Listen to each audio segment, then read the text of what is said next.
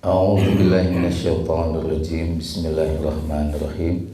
Assalamualaikum warahmatullahi wabarakatuh.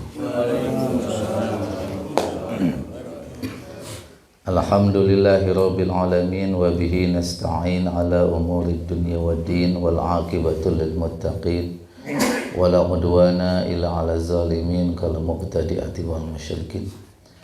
Wassalatu wassalamu ala sayyidil mursalin habibina wa maulana Muhammadin sallallahu alaihi wasallam wa ala alihi wa ashabi ajma'in wa tabi'in wa tabi'ut tabi'in wa ulama salafus salih wa mujahidin wa rusatul anbiya'i wal mursalin wal muhsinin wal qanitin wa da'in wa li jami'il muslimin wal muslimat wal mu'minin wal mu'minat wa khususan alaikum jemaah salat subuh Masjid Al-Muhajirin, insyaallah lakum syafaatan fi yaumiddin.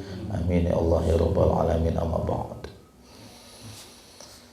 Pada kesempatan kali ini kita awali dengan mata pelajaran pendidikan agama Islam.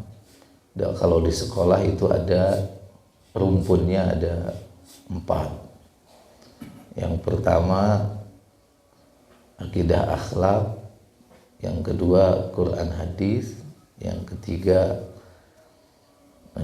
fikih, dan yang keempat sejarah Islam. Karena setiap al-faqih hadir adalah akidah akhlak, kenapa mata pelajaran akidah itu berdampingannya dengan akhlak, bukan akidah fikih, atau bukan akidah Quran, atau bukan akidah hadis, tapi akidah ini kepada akhlak. Karena akidah menjadi penentu tercapainya cita-cita Nabiullah Muhammad SAW pada tujuan akhir kenapa beliau itu diutus, berdasarkan dalil buistu lima karimal akhlak. Aku diutus tiada lain untuk menyempurnakan akhlak. Akhlak yang seperti apa? Akhlak yang berpijak pada akidah. Bukan hanya sekedar baik, bukan hanya sekedar toleran, bukan hanya sekedar ramah, bukan hanya sekedar sopan, bukan hanya sekedar bertutur kata baik, bukan hanya sekedar perilaku keseharian yang tidak mengganggu orang lain, tetapi itu semua harus berpijak pada akidah. Orang bisa bertutur kata sopan, santun, ramah, akan tetapi sopan, santun, ramahnya itu berpijak dari kemusyrikan. Artinya apa? Bukankah, mohon izin, yang masih mencampur adukan antara akidah Islam dengan akidah musyrik, mengadakan kegiatan-kegiatan yang tidak dicontohkan oleh Nabiullah Muhammad SAW. Dalam kegiatan contoh larungan di pantai selatan, tasyakur bi nikmah tidak dengan cara seperti itu, apalagi tutur katanya begitu lembut, begitu halus, kapangersa Kangjeng Ratu Nyi Roro Kidul. Nah, itu sudah, walaupun kata-katanya sangat ramah, sangat sopan, sangat santun, bahkan kepada para pengunjung yang hadir di tempat larungan ini, mohon tidak ada yang menunjuk perempuan-perempuan memakai pakaian sopan, tidak boleh menunjukkan pakaian yang terbuka aurat, sebab kita berada di pantai selatan. Nah, apa hubungannya? Mau di pantai selatan, mau pantai utara, mau di kota, mau di gunung, memang aurat nggak boleh terlihat. Artinya seolah-olah itu berbicara tentang akhlak, tentang sopan santun, bahkan tentang aurat harus tertutup, tetapi pijakannya bukan akidah Islam, tapi musyrik, syirik. Ya. Kita contohkan oleh Nabiullah Muhammad SAW. Bila kita berkunjung ke satu tempat atau melewati satu tempat, yang tempat itu begitu asing, yang nyaris tak berpenghuni, karena kita berkewajiban untuk meyakini ada yang gaib di antara jin, syaitan, iblis, yang memang itu tidak kasat mata. Mereka ada. Gaib artinya. Gaib itu adalah artinya tidak kasat mata. Gaib secara bahasa, istri kita semuanya gaib, gaibah. Kenapa? Karena ada di rumah. Secara kasat mata mana istri kita di sini? Nggak ada. Adanya di rumah, itu gaib namanya. Makanya ketika dipanggil seorang santri ataupun seorang murid oleh gurunya, contoh dipanggil namanya Barli, Barli ini nggak hadir, maka teman-temannya akan mengatakan Barli gaib ya Ustaz. Bukan berarti Barli ini makhluk gaib, tapi gaib itu artinya tidak kasat mata, adanya di tempat lain. Nah, karena memang kita meyakini ada makhluk gaib dari kalangan jin yang tidak menutup kemungkinan oleh Allah diizinkan tinggal di satu tempat yang tak berpenghuni, maka Nabiullah Muhammad SAW memberikan contoh kita untuk mengucapkan Assalamualaikum ya ahlad diyar. Ya. Artinya adalah keselamatan untukmu wahai makhluk Allah yang tinggal di tempat ini. Gaib dalam hal ini karena secara bahasa bukan hanya jin, tapi mungkin semut yang tidak bisa kita lihat secara kasat mata. Karena tidak mungkin setiap sentimeter kita perhatikan jarak di sekeliling kaki kita. Ataupun mungkin lebih kecil lagi. Mungkin terinjak, mungkin terbunuh. Sehingga kita mengucapkan Assalamualaikum ya ahlad diyar. Kepercayaan kita atau meyakininya kita dengan makhluk Allah yang gaib tanpa kita definitifkan dengan Nyi Loro Kidul, Nyi Centring Keling, apalagi genderuwo, yang kemudian kita imajinasikan, apalagi niatnya kita bersyukur kepada Allah Subhanahu wa taala supaya kita melewati tempat itu dalam keadaan selamat. Kita tambah Assalamualaikum ya ahlad diyar, kemudian kita lemparkan rokok. Nah, ini tidak berpijak pada akidah Islam. Akhlaknya itu baik, tapi baiknya justru musyrik. Ya. Yang sering kita dengar juga berupa mitos, dan mitos ini hingga zaman modern masih berlaku. Kalau naik tanjakan Emen sebenarnya ya, alungkeun rokok kan gitu ya. Nah, banyak yang mencoba untuk merasionalisasi kan gitu, maksudnya ngalungkeun rokok teh kepada mereka yang menjadi petunjuk jalan. Ada yang merasionalisasi, tapi apakah itu benar? Faktanya banyak yang melemparkan rokok itu justru di tempat gelap gitu ya. Tidak ada orangnya kan gitu ya.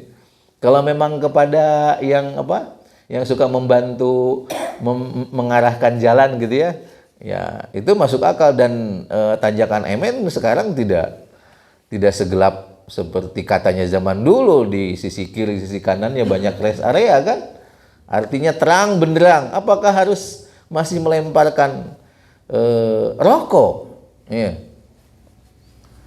Ataupun malam Jumat tawasulannya boleh jadi sah-sah saja, akan tetapi kemudian di sudut-sudut kamar ada kopi ya. Kopinya pun tidak pakai gula, ditambah satu rokok kan gitu ya.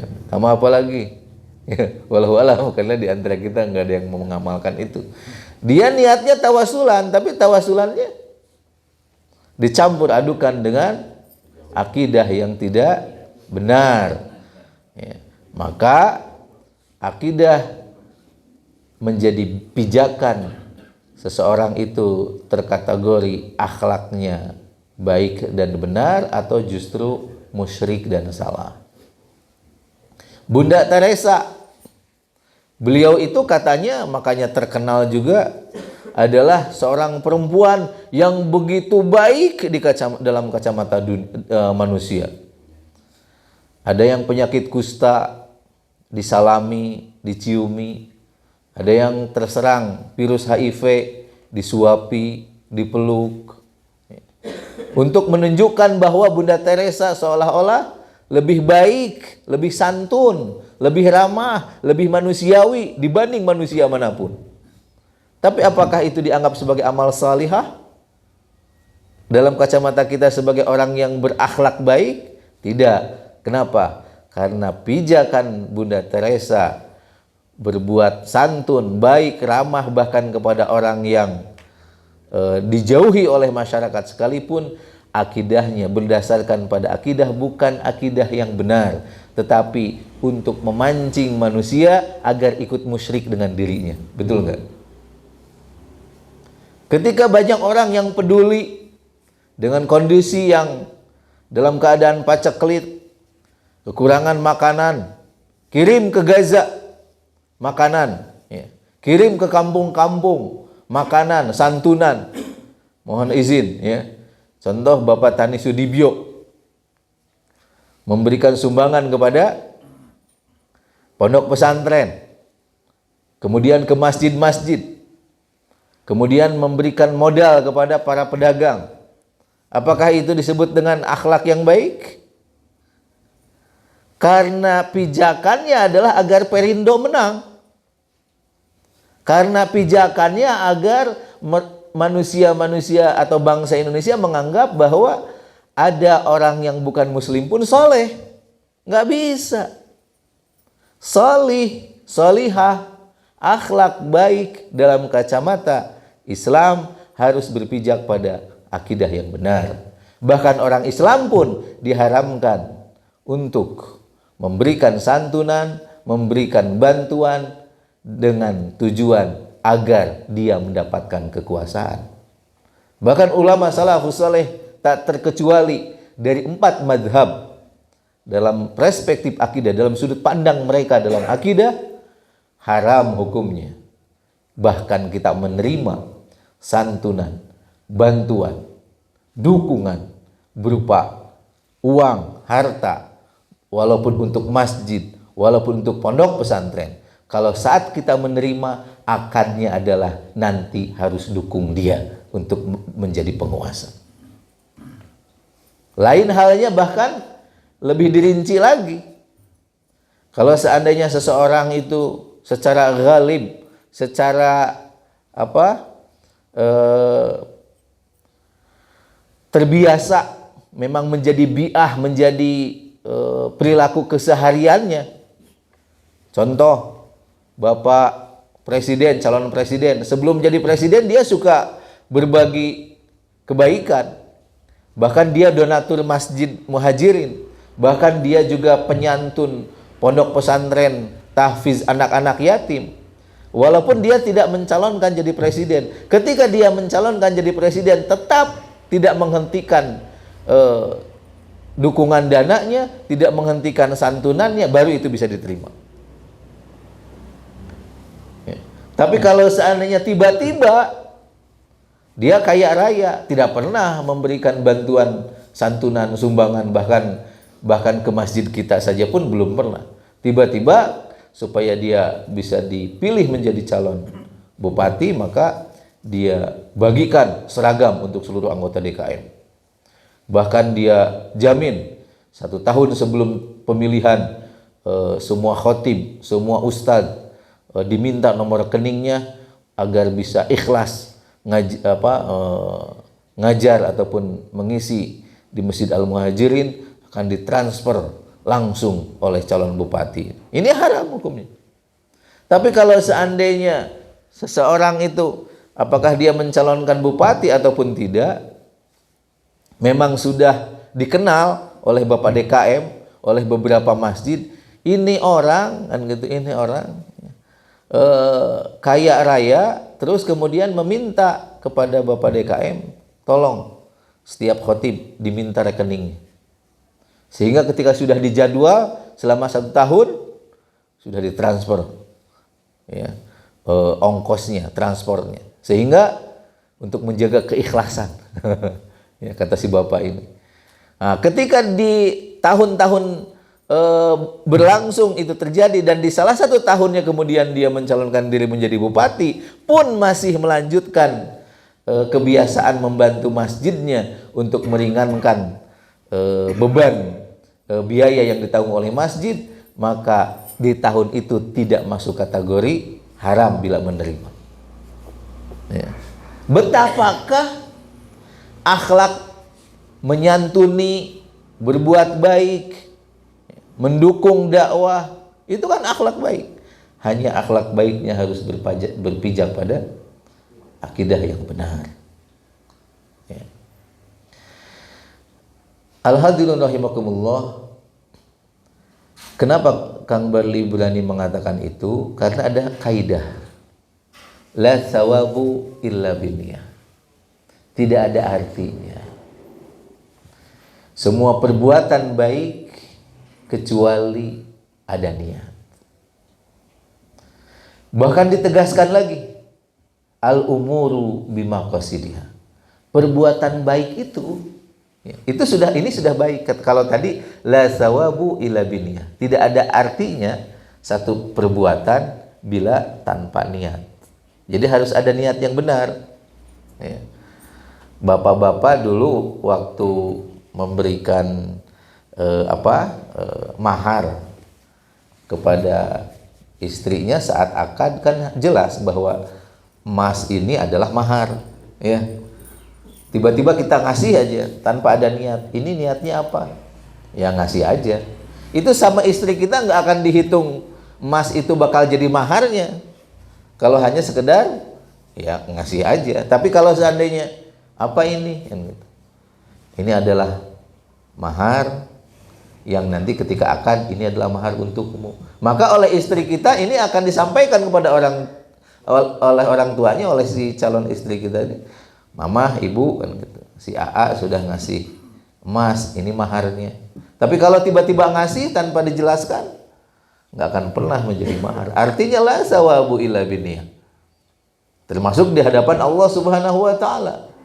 Memberi, ya.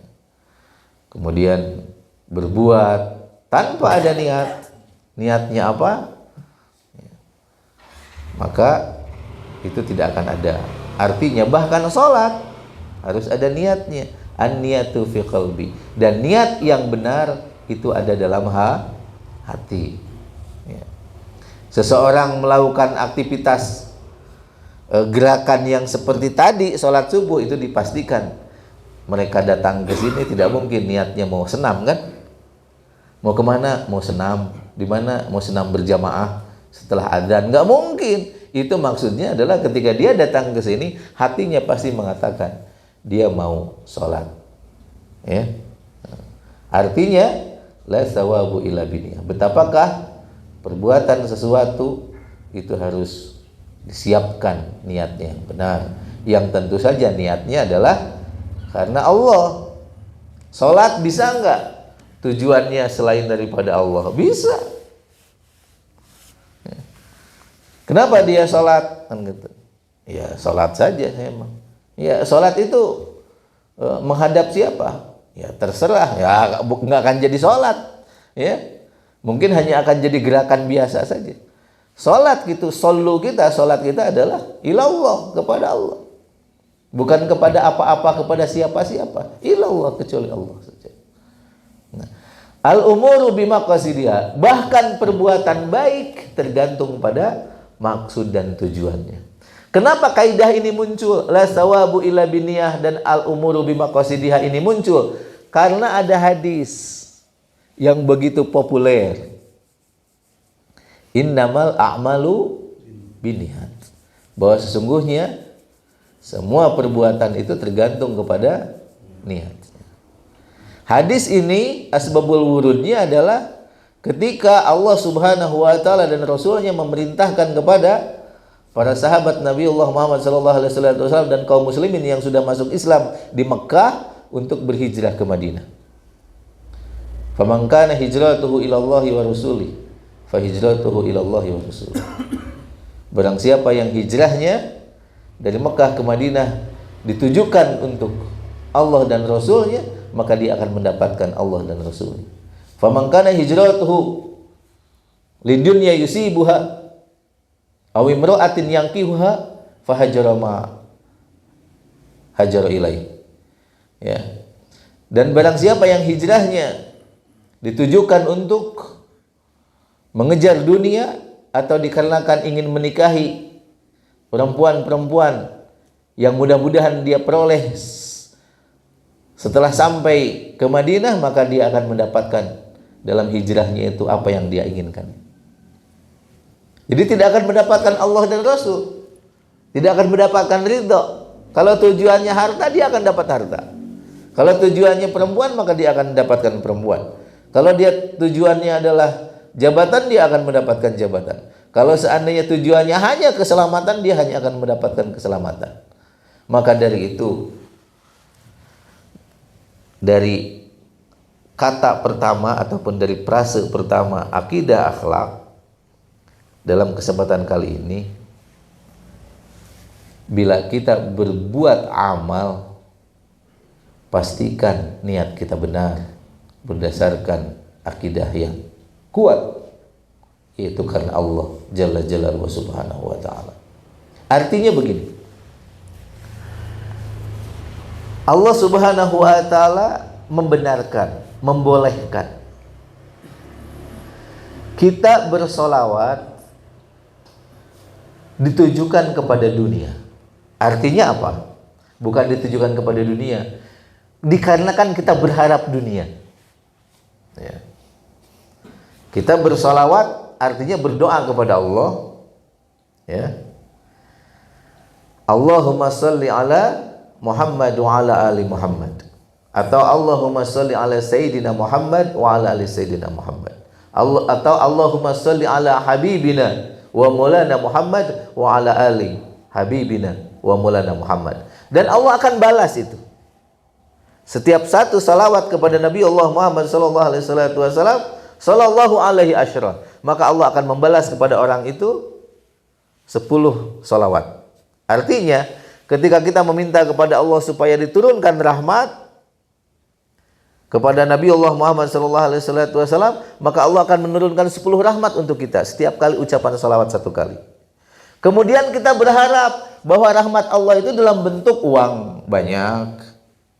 Ya. Kita berharap mobil mewah, rumah megah, harta berlimpah. Karena yang kita mintanya Allah sah-sah saja. Hanya ingat, kembali kepada la thawabu illa dunia. Kembali kepada al-umuru bimaqasidiha. Kembali kepada innamal a'malu binniyat. Nanti di padang mahsyar, nanti di akhirat, ketika kita meminta kepada Allah Subhanahu wa taala, ya Allah, mana pahala salawatku? Ya Allah, mana pahala tawasulku? Ya Allah, mana pahala aku selalu memohon kepada Engkau supaya dicurahkan rahmat kepada kekasihku Nabi Allah Muhammad SAW. Maka Allah menjawab, kan sudah waktu di dunia. Bukankah engkau bersolawat meminta kepadaku agar dicurahkan rahmat kepada nabimu, kekasihmu, panutanmu, junjunanmu Muhammad sallallahu alaihi wasallam, agar kau dapat balasan rumah megah, mobil mewah, harta berlimpah, jabatan tinggi. Aku sudah kasihkan semua. Kenapa sekarang kau masih meminta? Ya. Nah, ini ranahnya akidah ini. Ini ranahnya akidah. Pada dasarnya sah-sah saja. Tetapi kalau kita ingin introspeksi kepada diri kita, yang seperti apa sih akhlak pribadi yang baik, yang berpijak pada akidah yang benar? Bersolawatlah. Jangan terus-terusan kita bersolawat karena alasan dunia. Berarti kalau seandainya tidak ada jaminan dunia, apakah kita tidak akan bersolawat? Artinya begitu. Orang yang banyak yang melaksanakan sholat tahajud, Qiyamul Lail. Kalau seandainya kamu ingin masuk Akabri, ya, tidak ada channel sini, tidak ada channel sana, biayanya pun tidak sedikit, walaupun di situ bertuliskan tidak dipungut biaya sepeser pun, tetapi datangnya kamu ke Magelang, ya, daftarnya online dari mulai kuota, ya, sampai saat diterima dan sebagai macamnya, ya, terus tes fisik, terus general check up. Itu general check up di rumah sakit kelas B itu 1,5 juta. Betul, masuk Akabrinya nggak bayar, tapi general check up. Jadi kalau di kelas A berapa? Wallahualam. Ya. Kalau di kelas C nggak diterima, rumah sakit kelas C diterima. Kalau di kelas B itu 1,5 juta. Belum kuota online, belum menyiapkan berkas, belum latihan fisik yang berulang-ulang. Itu bukan hanya satu kali langsung lulus. Itu bisa berbulan-bulan baru bisa lulus. Dengan berbagai macam tes. Ya. Belum lagi dia harus menjawab kurang lebih 520 pertanyaan yang jawabannya itu membuktikan tentang kepribadian dia. Apakah pribadinya itu pemarah, pemalas, kan gitu ya. Orang yang cepat putus asa ataupun yang selalu bersemangat. 520 pertanyaan dia jawab. Itu pun bayar. Dan itu bukan bayar ke ke Akabri ataupun ke dinas militer, ke institusi militer. Kita akan bayarnya harus ke lembaga yang memang menyiapkan itu, rumah sakit jiwa contoh di antaranya, ataupun psikiater contohnya, ataupun lembaga-lembaga lain. Itu enggak gratis, itu bayar. Nah, karena kita tidak punya apa-apa, kita itu miskin, hanya punya cita-cita saja, ayo tahajud, nanti dimudahkan oleh Allah Subhanahu wa taala. Kamu masuk Akabri. Nah, itu sah-sah saja. Ya. Dan tidak salah daripada minta ke dukun. Daripada kita minta kepada yang justru membuat kita musyrik. Akan tetapi jangan terus-terusan ibadah-ibadah yang seperti ini diarahkan untuk dunia. Ketika dia tidak lulus, kecewa, akhirnya menyalahkan tahajud. Akhirnya dia mengatakan Allah nggak mengabulkan doa saya. Nah, ini jadi salah ini. Kang Barli ingin menikah dengan Cinta Laura contoh. Tahajud setiap malam, setiap kali umroh, setiap tawafnya itu memohon kepada Allah, ya Allah nikahkan hamba dengan Cinta Laura, nikahkan hamba dengan Cinta Laura. Bahkan di multazam, ya. Dipeganglah di dinding Ka'bahnya itu, berlama-lama sambil menangis, ya Allah anugerahkanlah Cinta Laura. Pas mau minum air zam-zam, ya, doanya pun begitu, ya Allah setiap teguknya jadikanlah Cinta Laura sebagai istri saya, teguk kan gitu ya. Pokoknya mah ketemu sama kiai, ketemu sama ustad, ya. Ustad mohon doanya, saya mau melamar Cinta Laura. Pokoknya mah Cinta Laura aja semuanya. Ya. Nah, ketika memintanya kepada Allah Subhanahu wa taala sah-sah saja. Hanya ingat, ya, ketika dikabulkan kemudian meminta kepada Allah Subhanahu wa taala, mana pahala umroh saya? Mana pahala tawaf sunnah saya? Mana pahala tahajud saya? Kata Allah, kan sudah. Kamu ibadah itu tujuannya adalah ingin menikah dengan Cinta Laura. Cinta Laura sudah aku berikan kepada engkau. Ketika tidak diberikan, kemudian dia menyalahkan Allah kan? Wah, tidak dikabulkan. Padahal tidak ada doa yang tidak dikabulkan. Akidahnya rusak. Kenapa rusak? Karena ada dalil yang berbunyi, ud'uni astajib lakum. Memohonlah kepadaku, aku akan mengabulkannya. Ini faktanya nggak dikabulkan. Karena tujuanmu dunia. Dan Allah tahu yang paling engkau butuhkan itu apa. Lain halnya kalau kita memintanya akhirat. Di multazam, ya Allah, anugerahkanlah aku istri yang terbaik. Tidak menyebut nama cinta Laura. Walaupun dalam hati ataupun ditambahkan, ya kalau bisa cinta Laura. Nah itu baru boleh. Kalau enggak juga enggak apa-apa. Yang penting yang terbaik. Ya. Ketika dikabulkan namanya cinta Laura, tapi orangnya bukan itu. Ya. Kita ganti namanya Eis, kemudian setelah menikah dengan kita diganti. Kamu namanya cinta Laura. Ya. Nah, ini bodoh ya. Artinya ketika tujuannya akhirat, apapun yang Allah kabulkan, apakah menikah dengan cinta Laura ataupun tidak, maka kita akan tetap mengatakan Allah mengabulkan doa saya. Banyak orang yang doa, Masya Allah ya, doa itu tidak dikabul. Nah ini akidahnya ada masalah. Berarti kalau menganggap doa tidak dikabul, berarti menganggap Allah berdusta. Ketika Allah berfirman, ud'uni astajib lakum. Berdoalah kepadaku, aku akan mengabulkan. Kenapa? Karena dia membawa sudut pandang dunia pada perkara-perkara yang seolah-olah dia mendikte Allah Subhanahu wa taala.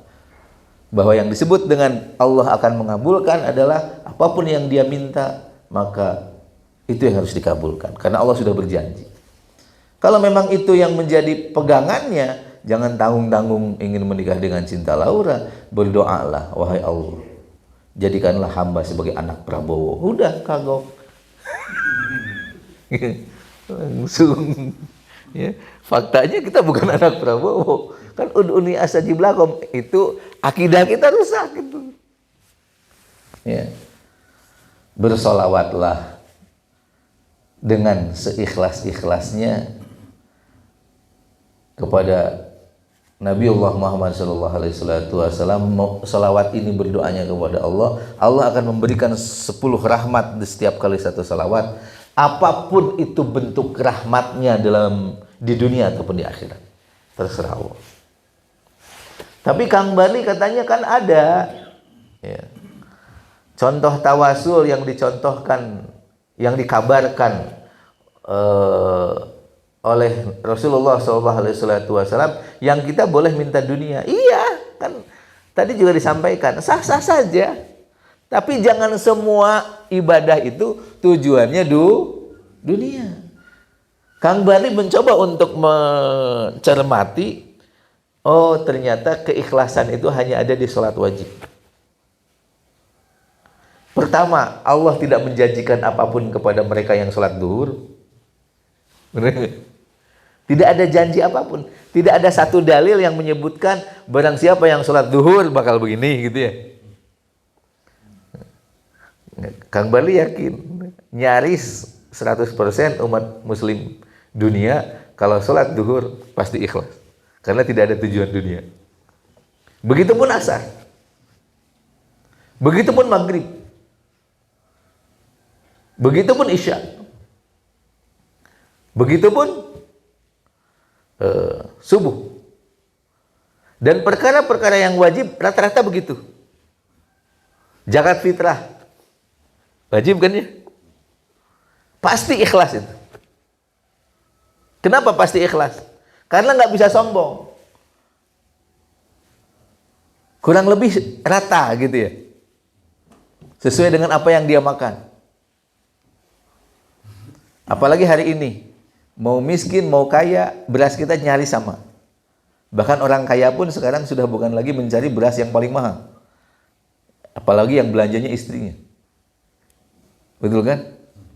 Kalau yang belanja suaminya, kayaknya nggak peduli, penting tarikh balik. Bawa uang dia, beli beras, seberas 1 kilo emang. Yang ini segini, yang ini segini. Yang bagus yang mana? Yang ini beli, gitu. Gancang ya balik. Cek mamah nanti, cek istri nanti.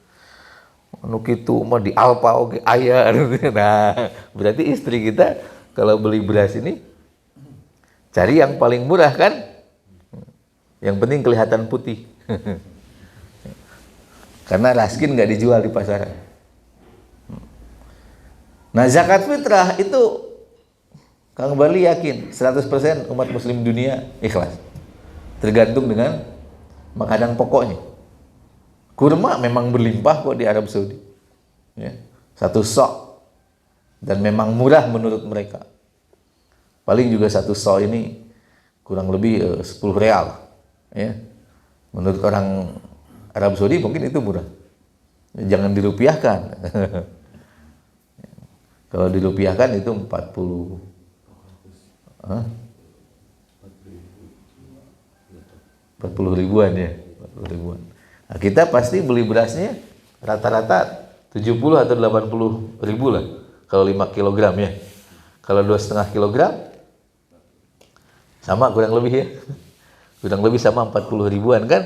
Nah, kita bayar pakai beras 2,5 kilo ya kurang lebih gitu.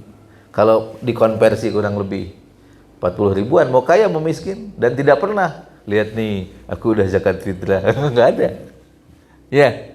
Bahkan tidak pernah zakat fitrah anak yatim dibariskan kan gitu. Saya emang nggak akan ke masjid ya, itu selfie zakat fitrah dikasihkan ke anak yatim, suntangan ya di atas panggung ya, nggak pernah kan. Tapi kalau sedekah coba, tapi kalau Jumat berkah coba, tapi kalau memberikan santunan coba. Kalau seandainya memberikan santunan ke anak yatim tujuannya ingin viral, tujuannya agar terpilih jadi anggota dewan, tujuannya agar dia ini dapat simpati agar terpilih menjadi bupati, kemudian tujuannya adalah untuk menunjukkan bahwa nih perusahaan ultra peduli kepada masyarakat sekitar, maka Allah akan kasih itu. Dia akan mendapatkan pujian dari masyarakat sekitar bahwa para petinggi pejabat Ultra Jaya peduli kepada masyarakat. Jangan pernah berharap di hadapan Allah Subhanahu wa taala ada pahala. Ya. Saum Ramadan insya Allah 100% itu ikhlas. Bahkan ada yang terpaksa. Ya, kalau saum sunnah batal wae, tapi pas giliran saum wajib ya, dalam keadaan terpaksa pun dia berusaha untuk tidak batal. Kang Bali yakin 100%. Ikhlas. Tapi kalau sudah saum sunnah, ada yang tujuannya kenapa saum sunnah gitu. Ini tirakat saya sebenarnya. Supaya kadar gula turun. Ini tuh sebagai bentuk ikhtiar saya. Ya, mudah-mudahan pahala dapat kan gitu ya. Sehat juga dapat kan gitu ya. Ya akhirnya Allah kasih pahalanya dibagi dua. Setengahnya untuk pahala karena tujuannya pahala.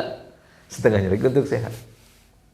Harusnya kalau seandainya kita ini melaksanakan ibadah sunnah, ya, kenapa rajin banget saum sunnah? Ya saya ingin menjalankan sunnah perintah Allah dan Rasulnya, tidak hanya yang wajib. Mudah-mudahan diterima. Adapun kemudian dampaknya kadar gulanya jadi turun. Adapun kemudian dampaknya dia menjadi sehat. Adapun kemudian oleh Allah dikasih bonus gara-gara dia rajin tahajud, hartanya berlimpah, itu terserah Allah. Tapi ingat, jangan terjebak dengan niat yang cenderung kepada dunia. Khawatir nanti ketika kita minta kepada Allah, Allah jawab, sudah aku kasih dulu waktu di dunia. Itulah yang dimaksud dengan ibtaghi fima atakallah adarul akhirah wala tansa nasibaka minan dunia. Bersungguh-sungguhlah untuk mengejar akhirat dan jangan kau lupakan urusan dunia. Lain halnya dengan di luar ibadah. Jam 7 berangkat kerja. Ya. Niat karena Allah. Tujuan kerja, niatnya karena Allah. Ya. Tapi tujuannya untuk mendapatkan gaji bulanan. Nah, lain karena itu bukan ranahnya ibadah maktubah, ibadah mahdhah. Itu adalah ibadah ghair mahdhah. Bahkan lebih kepada ranah muamalah. Artinya apa? Karena orang yang tidak bekerja juga tidak diharamkan kalau memang pensiun. Ini rata-rata bapak-bapak pensiun. Ya, kan tidak pernah pergi kerja. Boga salaki teh wah gadag kan gitu ya. Cicing wae di imah. Heuh saya mah pensiun atuh. Justru kalau saya pergi ke kantor saya akan diusir. Ngeganggu orang yang sedang bekerja. Kalau seandainya kita bekerja, berdagang, datang ke kantor, datang ke perusahaan, cari pekerjaan serabutan, kemudian bismillah menyebut nama Allah, niatnya mencari nafkah, artinya untuk menyelamatkan diri supaya tidak kelaparan, supaya tidak menjadi beban bagi orang lain, hidup di dunia, baru itu sah. Artinya tidak merusak akidah. Tapi kalau seandainya ibadah mahdhah, ya, baca Quran, karena ada dalil, man qara'a Qur'ana tartila falahu asratal husni harfan. Barang siapa yang membaca Al-Quran secara tertib, tidak tergesa-gesa, berusaha untuk membacanya dengan baik dan benar. Kalau dia merasa lemah, dia akan belajar. Kalau dia merasa mampu, maka dia akan terus mengoreksi bacaannya. Kalau seandainya benar, setiap hurufnya mendapatkan 10 pahala, 10 kebaikan bahasa. Dan kalau seandainya salah, setiap salahnya mendapatkan 2 kebaikan. Jadi salah saja mendapatkan 2 kebaikan. Benar mendapatkan 10 kebaikan. Dalam pijakan akidah, ketika mendapatkan 10 kebaikan di setiap hurufnya, Kang Barli selama bertahun-tahun di tempat ini, bahkan di mimbar mengatakan, 1 kebaikan di antara 10 kebaikan di setiap hurufnya bisa dalam bentuk kesehatan, bisa dalam bentuk mobil mewah, bisa dalam bentuk rumah megah, bisa dalam bentuk harta berlimpah, bisa dalam bentuk jabatan tinggi, bisa dalam bentuk panjang umur, bisa dalam bentuk tetangga yang baik. Artinya bisa dalam bentuk dunia, tapi jangan dijadikan sebagai niat. Ya. Kenapa baca Quran? Meh dibeungharkeun ku Allah. Kenapa baca Quran? Meh dipikanya ku dunungan gitu ya.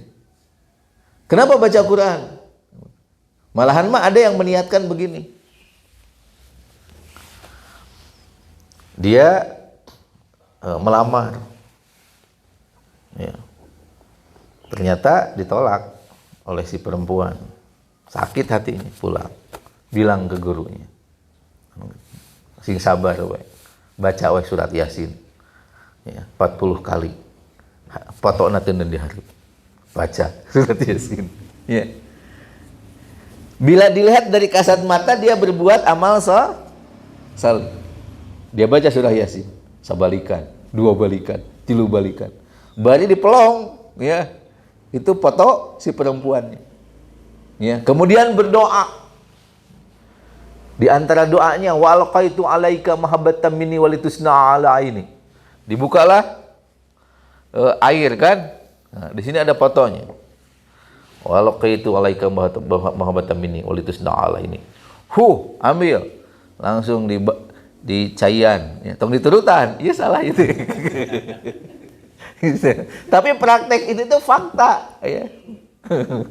Itu si Kang Bali itu tong dipotong video nanti cara melet Islami gitu jadi nanti lain gitu jadi cara salah gitu tuh gitu kan terus minum tapelkeun kan halis pas ngaliwat si neng nanti kan gitu neng Cinta Laura ya cinta pelong geus aya caian Yasin 40 kan gitu ya. Nah, ini si Cinta Laura selalu lewat kemana nih? Ini selalu ke sini. Pokoknya mah di gerbang teh cai itu dibanjurkeun. Dibanjurkeun. Jadi min qadarillah Ya, cinta lauranya jadi bogoheun kan gitu. Calon mertuanya jadi resepen kan. Kan gitu. Bebejao kan gitu. Anak kamari ngalamar ditolak. Lapor ke guru kan gitu. Ka Kang Barli. Cek Kang Barli teh cenah. Baca surat Yasin 40 kali. Kan gitu. Tong dipotong ya. Ieu contohnya. Foto teu dihareup kan gitu.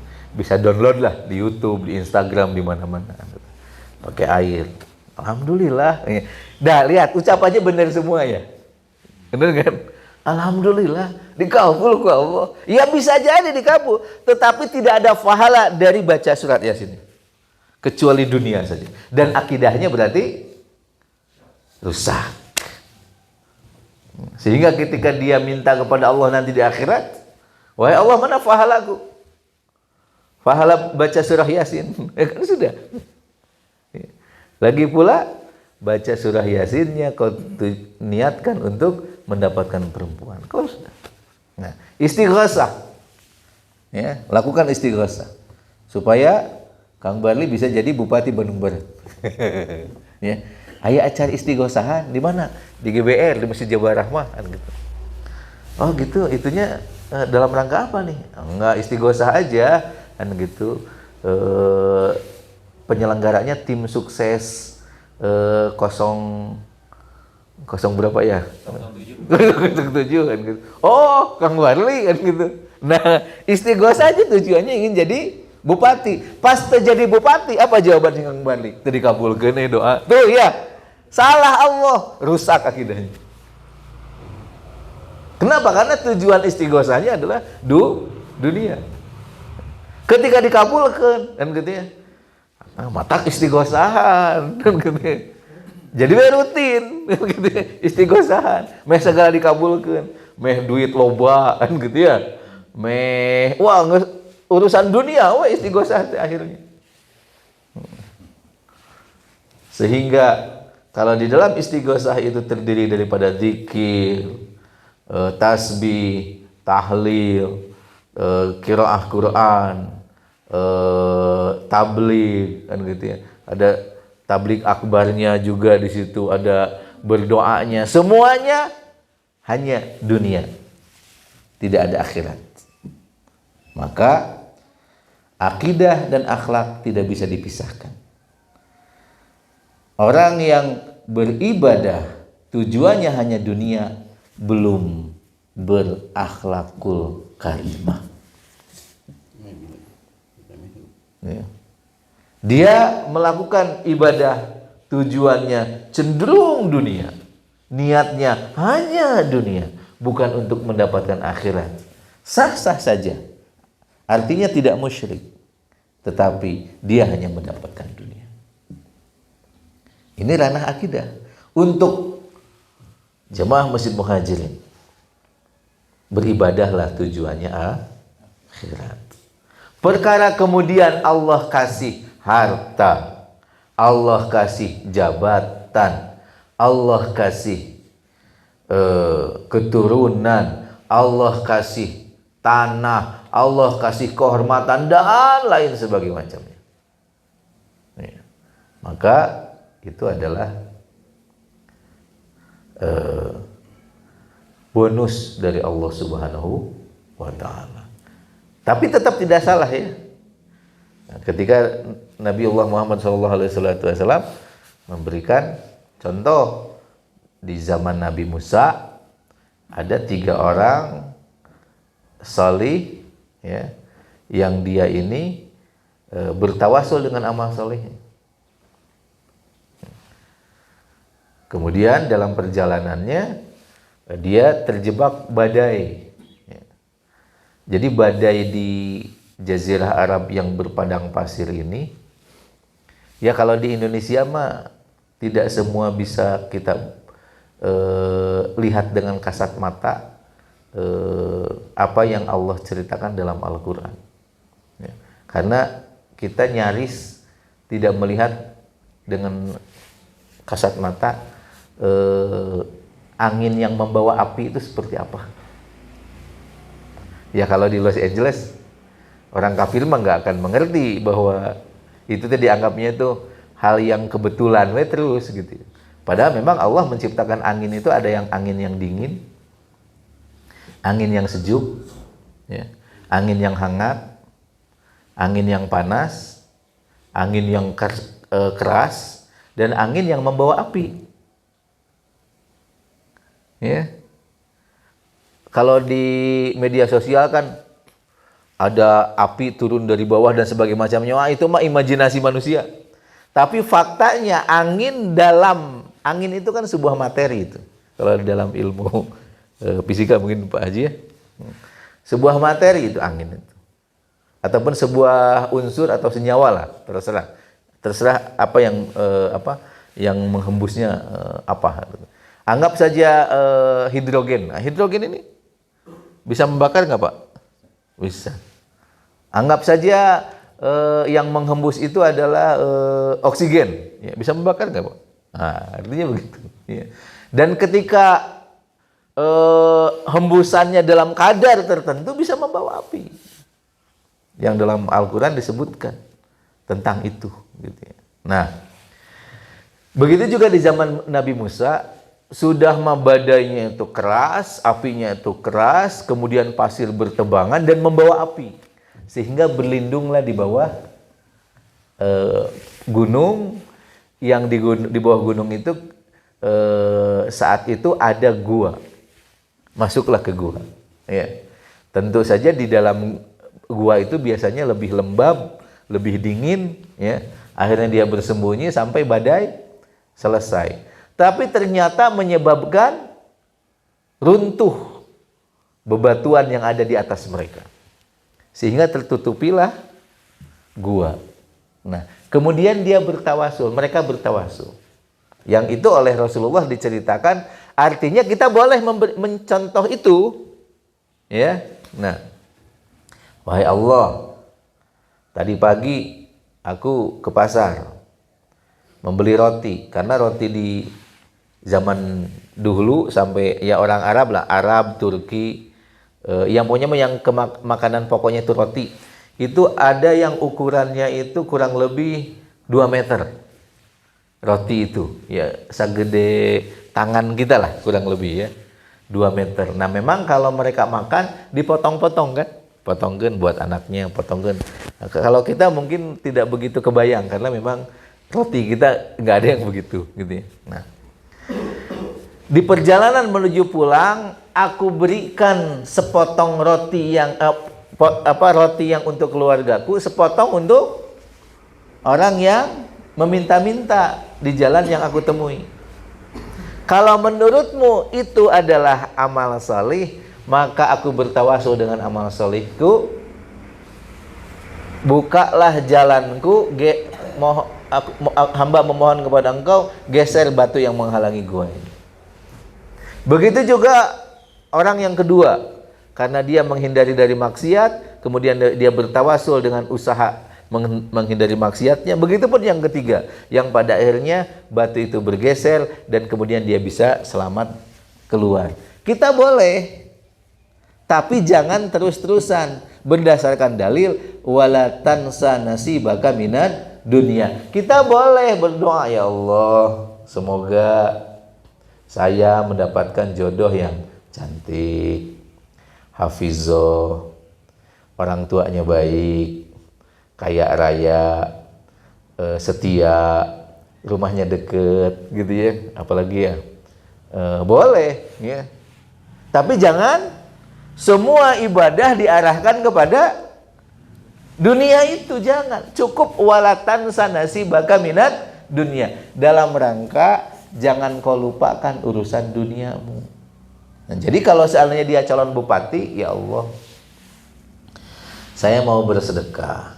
Tetapi sedekah ini bukan untuk jadi bupati. Ya.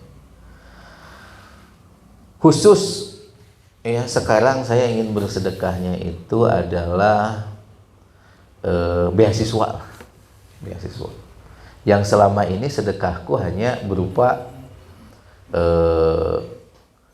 ongkos bulanan anak-anak yatim.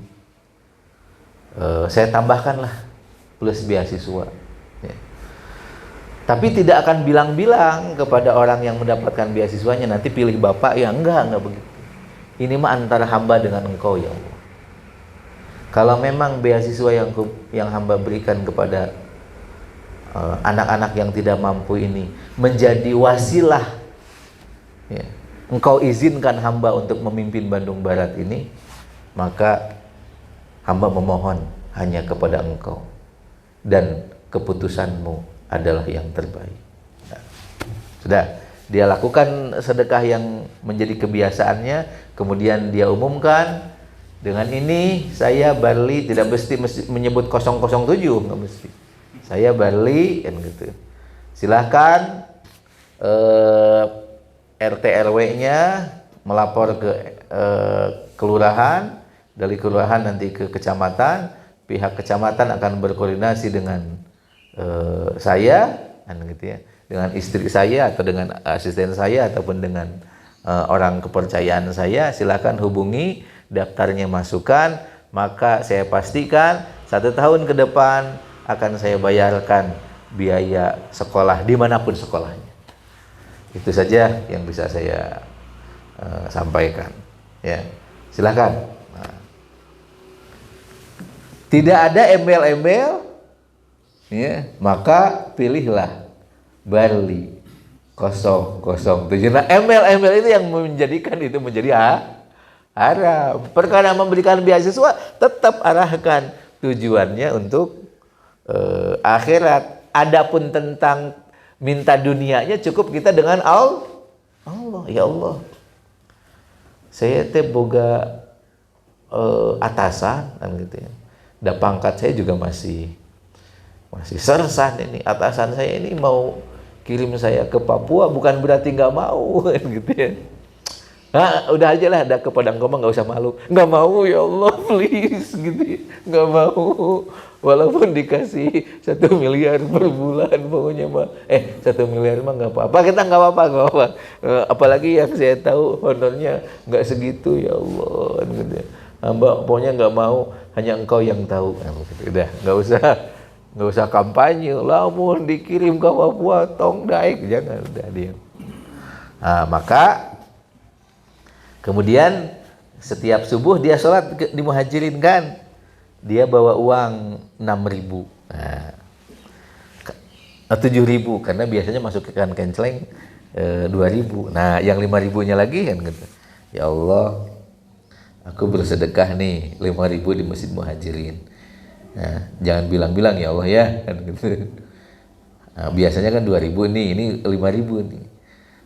Kalau engkau menganggap ini sebagai amal solih, hamba bertawasul dengan amal solih hamba ini. Jadikanlah komandan hamba tiba-tiba batal mengirim hamba ke Papua. Amin. Masukin. Nah, itu boleh.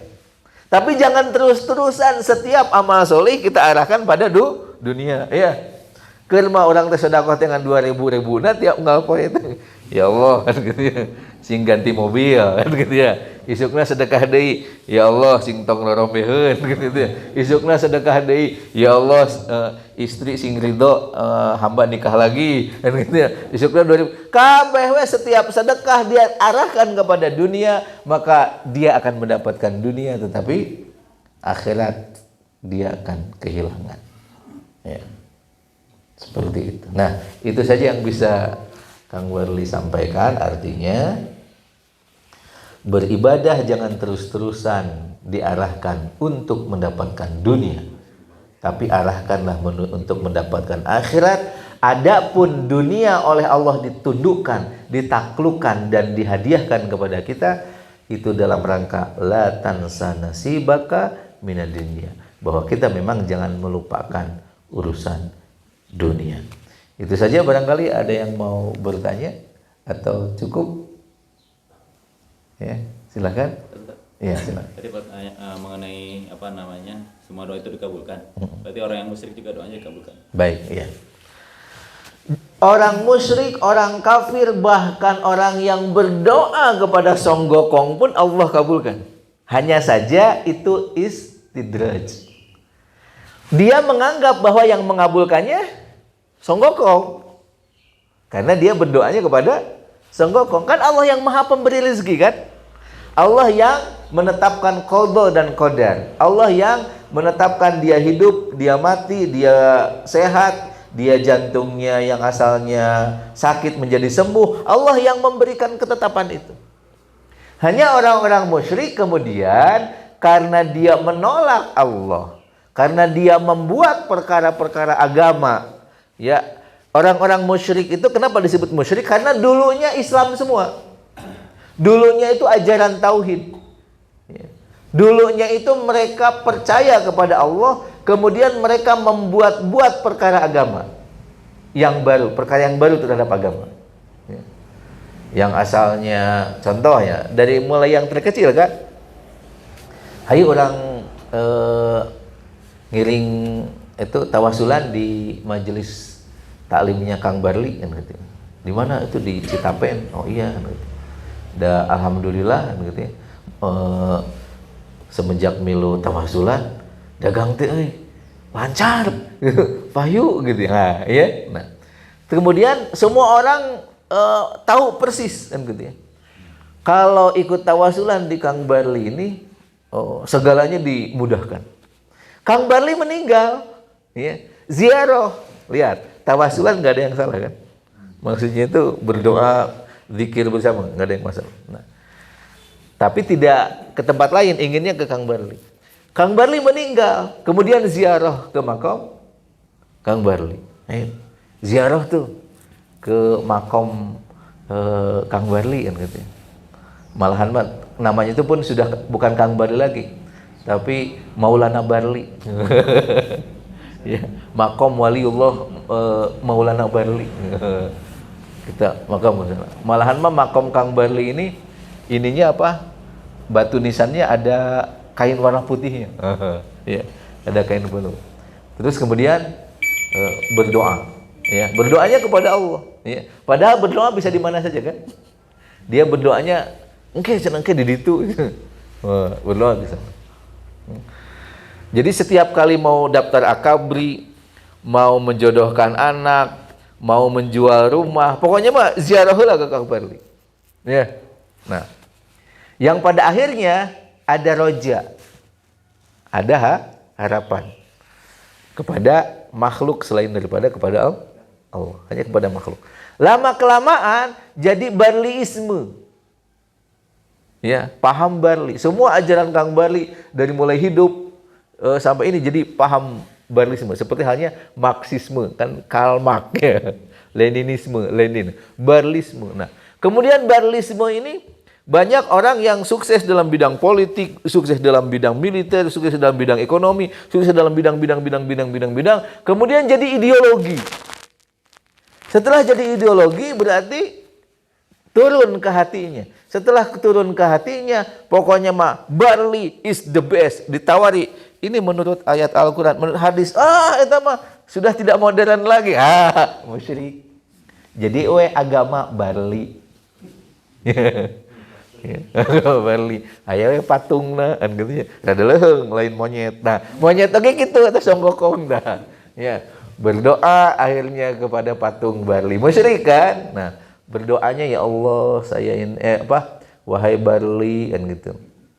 Saya ini sakit jantung bahkan sampai kepada sakit kepala dan sebagainya macamnya. Mohon sembuhkan kan gitu. Koclok kan gitu. Li bar. Terus kemudian sembuh, ya. Siapa yang menyembuhkan? Allah. Walaupun dia melakukan kemusyrikan. Semakin terperosoklah dia kepada jurang kemusyrikan. Artinya oleh Allah disungkun. Sebab tidak ada yang bisa menetapkan takdir kecuali Allah. Adapun manusianya yang orang musyrik ini, dia persangkaannya salah, seolah-olah yang dia sembahlah yang memberikan kebaikan dan kemudaratan. Itulah yang kemudian akan dipertemukan, ya, di akhirat. Panggil Tuhan selain aku yang kau maksud yang dulu. Mana Barli? Sini kan gitu. Ulang kan gitu ya. Gitu. Aduh teuingnya. Makanya Nabi Isa alaihissalam satu-satunya doa yang dikabulkan di antara nabi dan rasul menjadi umat Nabiullah Muhammad SAW kecuali Nabi Isa. Ya. Kenapa? Pada dasarnya bukan karena ingin jadi umat Nabiullah Muhammad SAW, karena dia ini betapa marahnya kepada umat Nasrani yang menganggap dirinya sebagai Tuhan. Ya. Maka dia berdoa. Nah, sebab tidak ada satu nabi pun, ya, nabi dan rasul yang 25 yang disembah kan, bahkan sama Yahudi pun kan, kecuali Nabi Isa. Nabi Isa nih, ya sedihnya makanya dalam riwayat sahih dan mutawatir, Nabi Isa itu sebenarnya istirahat hanya 2 hari, menurut kita mah ribuan tahun gitu ya. Kalau kata Nabi Isa hanya 2 hari saja, karena dimensi waktunya berbeda. Dia akan turun lagi ke bumi, semua gereja akan dihancurkan, semua patung akan diluluh lantakan, dan semua babi akan dibunuh, karena memang orang Nasrani melegitimasi seolah-olah halalnya babi itu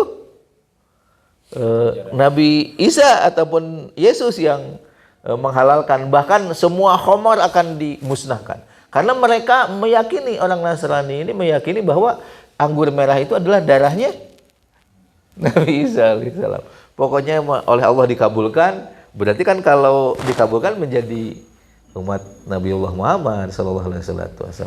Walaupun tidak diriwayatkan sholat Jumatan, tetapi disebutkan bahwa Nabi Isa di hari Jumat melaksanakan sholat Jumat, sholat bersama dengan umat Islam yang lain di Haji Akbar di Mekah Al-Mukarramah, dan tidak ada yang mengenal beliau kecuali Imamul Mahdi.